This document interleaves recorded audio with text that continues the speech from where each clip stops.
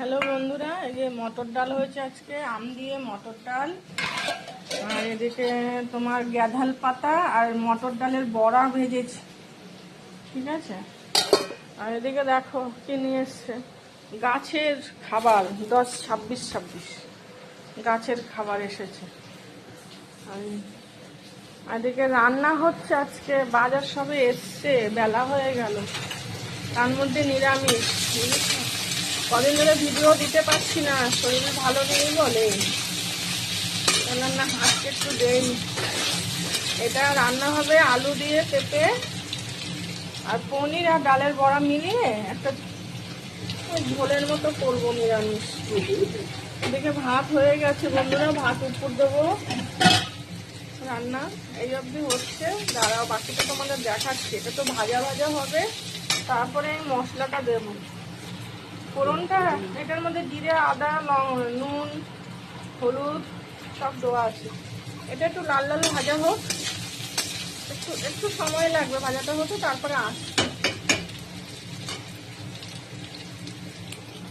যেহেতু নিরামিষ ওই জন্য এই সব রান্নাই হচ্ছে। এখন মশলা কষানো হয়ে গেছে, পুরো তেল ছেড়ে দিয়েছে, পুরো তেলটা ছেড়ে দিয়েছে, খুব সুন্দর মশলা কষানো হয়ে গেছে। আর এদিকে দুধ বসিয়ে দিয়েছি জাল।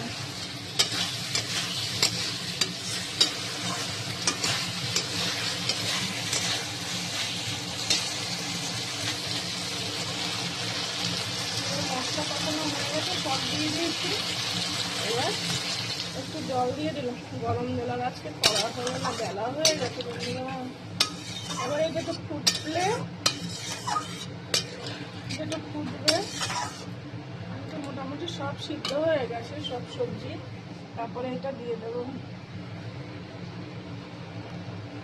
রান্নাটা পনির আর ডালের বড়াগুলো যে ভেজে রেখেছিলাম সেগুলো দিয়ে দিয়েছি, হয়ে গেছে। সামান্য একটুখানি জাল হলে হয়ে যাবে, সব সিদ্ধ হয়ে গেছে।